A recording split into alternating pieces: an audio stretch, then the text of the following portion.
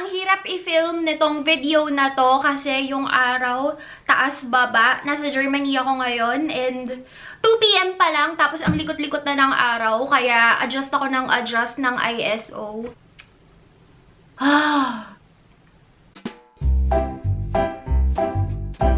Hey everyone! Welcome to my channel. My name is Aileen. For today, basahin natin itong comment na ito. Keto-friendly siya, pero okay ba yung ganyan karami? Parang nag-o-overeat ka. Only eat till you are satisfied. Don't overeat. This video is not intended to bash anyone and gusto ko lang i-clear itong topic na to kasi marami yung nagkakaroon ng negative results when following keto and low-carb diet dahil dito sa misconception na to. Pero to answer the question, no comment po. In fact, kino-congratulate kita kasi sa pagkakaalam ko, ang natatanging tao lang na pwedeng magsabi na busog na ako ay ang sarili ko lang. Pero dahil kaya mong i-predict yun, kaya mong sabihin yun, congratulations, siguro magkakambal or magkadikit yung bituka natin, kaya nasasabi mo yun. Doon sa video na yun kasi, ang kinakain ko is pork na nilagyan ko ng maraming chilies, tapos pinartner ko siya with lettuce. Pagdating sa lettuce kasi guys, sobrang konti lang ng vitamins and minerals na makukuha nyo doon. Pinagtsatsagaan ko lang sa lettuce kasi yun lang yung pasok sa budget kasi yun yung pinakamura dahil nasa Dubai ako. Pero pag nag-travel ako sa ibang bansa, kung saan mura yung mga vegetables, yung mga mas healthy na vegetables, then doon pa lang ako nakakabili ng mga ganong klase ng gulay. So, dahil least yung minerals and vitamins na makukuha ko from lettuce, syempre, kailangan dadamihan ko rin yung pagkain sa kanya. Doon tayo ngayon sa mga common misconceptions. Number 1, kain ka lang kapag nagugutom, tapos magso-stop ka na kapag busog ka na and satisfied. Actually, that should apply sa kahit na anong diet. Hindi naman talaga mabuti para sa katawan natin na nagbi-binge tayo. Ang nangyayari kasi kapag nagkikito ka o kaya naglo-low carb ka is nagiging sobrang konti naman yung kinakain natin. Kasi 'di ba kapag fat adapted na tayo, bihira na lang tayong makaramdam ng gutom. Especially dun sa mga nagwo-one meal a day. Kaya lang, ang nangyayari kasi, nami-misinterpret natin yung rule na yon. Kaya yung mga tao na nag-start mag-keto, nag-start mag-low carb, tapos hindi nila pinag-aralan ng maigi si keto or si low carb, ang dami nilang mga side effects na na-experience. Kasi nga naman, ang alam lang nila, ang goal lang kasi nila is to lose weight. And to lose weight, kailangan kakain ka ng konti. And maliban pa doon, dahil fino-follow mo si keto, fino-follow mo si low carb, dun sa kakaunting pagkain mo na yon, aalisin mo si carbohydrates. Ang nangyayari ngayon, nagbibigay ka ng bonggang stress sa katawan mo.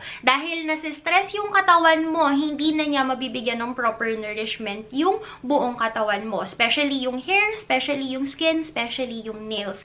Kaya yung iba dyan, naglalagas ng bongga yung buhok. Kasi ibig sabihin, hindi na enough yung nutrients na sinusupply mo sa katawan mo. Kaya yung katawan mo ngayon, focus muna sila sa pag-supply ng proper nutrients dun sa mga major organs. Dahil para sa kanila naman, ang hair eh hindi naman ganon ka-major.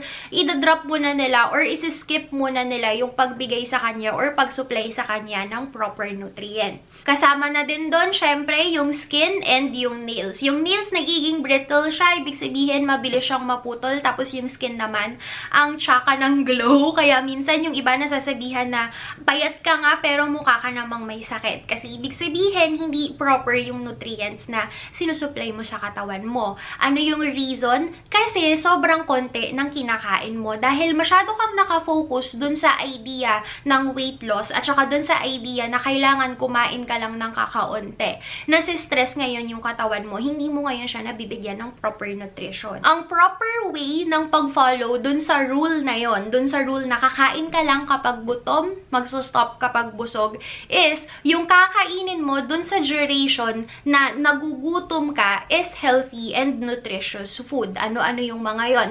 Kailangan every meal, meron kang protein, meron kang fats, and meron kang gulay. Hindi pwede na puro fats lang. Marami ako nakikita na ganyan. Magwa 1 meal a day, tapos after ng 1 meal a day, ang kakainin pork chop lang. After nun, 1 meal a day na ulit. Tapos, magre-reklamo, bakit nako-constipate ako, bakit naglalagas yung buhok buhok ko, bakit nagka-cramps ako. Balikan mo po kung ano yung kinakain mo sa loob ng isang araw, anong klaseng nutrients yung ibinibigay mo sa katawan mo. What's good about eating vegetables is, etong si vegetables, meron siyang carbohydrates pero hindi naman ganun kataas. So, ang mangyayari, di ba si keto, high fat, moderate protein, tapos low carbs. Etong si carbohydrates na very, very low, makukuha natin siya from vegetables na kinakain natin every day, which is healthy source of carbohydrates pa rin. So, magandang-maganda yun para sa katawan natin. Kasi, maliban sa nagsusupply tayo ng low carb sa katawan natin, nagbibigay rin tayo ng vitamins and minerals galing sa gulay. Another common misconception is gagawin mo si keto, gagawin mo si low carb kapag gusto mong mag-lose ng weight. For ketogenic diet and low carb diet kasi, hindi naman talaga weight loss yung primary na result nilang dalawa. Kaya tayo mag-keto, kaya tayo maglo-low carb kasi gusto natin na maging healthy yung katawan natin. Pagkatapos maging healthy ng katawan natin, saka pa lang tayo maglo-lose ng weight. Bakit tayo nag-lose ng weight? Kasi yung katawan natin, idadrop niya yung mga unnecessary na mga stuff sa katawan natin, which is yung extra water na hinuhold niya na hindi naman natin kailangan, at saka yung mga extra fats na, again, hinuhold niya pero hindi naman talaga kailangan or nakakasama sa katawan natin. Ibig sabihin, when you do keto, when you do low carb, mararamdaman nyo lang yung weight loss kapag gradually nagiging healthy na yung katawan ninyo. Kaya, wag kayong mag-focus sa timbangan. Hindi porket this month, 5 kgs lang yung nalaglag sa weight ninyo, tapos yung friend mo, 10 kg yung nalaglag sa kanya, ibig sabihin, abnormal na yung nangyayari sa katawan mo. Hindi ganon. Kasi nagtatry pa yung katawan mo na i-heal yung sarili mo. Kaya, hindi porket mababa yung weight loss na na-experience mo, ibabawi mo na siya sa pagkain ng sobrang konti. Huwag kayong mag-alala, chill lang kayo. Basta every meal naman, meron kayong protein, meron kayong fats, at meron kayong maraming gulay, maglulose kayo ng weight. Posibleng hindi kasing bilis ng mga friends mo, posible rin na mas mabilis kaysa dun sa mga kakilala mo, pero kailangan ang focus mo is yung health mo. Hindi ka lang nakafocus dun sa weight loss mo.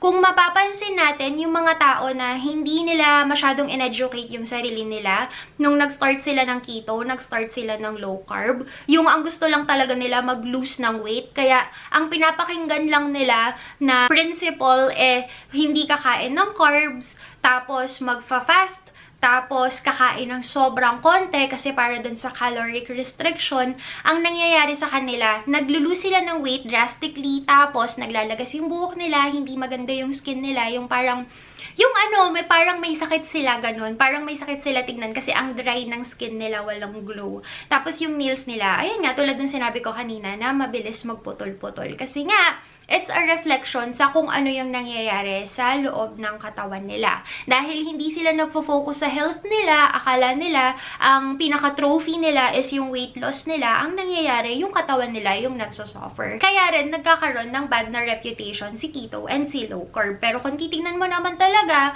kung i-follow mo sila properly, mas magiging healthy dapat yung katawan mo. And mas magiging maganda dapat yung weight loss na mangyayari sa'yo.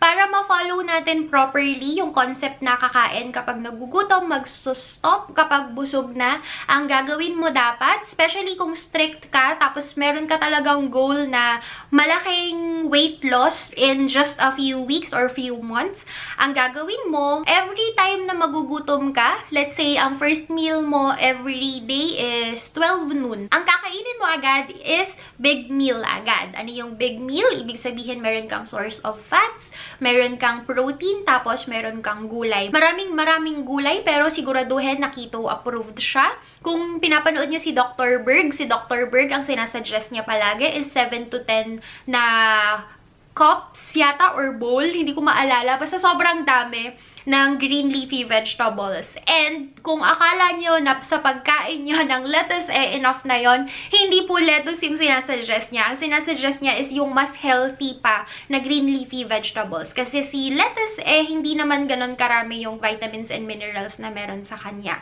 Pero kung lettuce lang yung kaya ng budget, kagaya ko. Kapag kasi nasa Dubai lang ako, lettuce kasi yung pinakamura doon. Kaya yun lang din yung binibili ko. Huwag kayong mag-worry kung hindi kaya ng budget yung mga broccoli, cauliflower, zucchini, ano pa ba, baby rocket, and arugula, yung mga healthy na green leafy vegetables. Okay lang yun. Basta kung ano yung kaya ng budget, then yun lang yung bilhin ninyo. Basta siguraduhin nyo lang na enough naman yung kinakain ninyo. Kagaya kay lettuce, huwag kayong mag-guilty kung 2-3 bowl yung kinakain ninyo. Lettuce lang naman yun, kaya hindi naman kayo tataba dahil sa kanya. After that, magsa-stop ka na ulit kumain kasi syempre mabubusog ka na. Pero if after that, kapag nabusog ka na, sabi ni principal, wag daw kakain or magsa-stop ka na kapag busog ka na.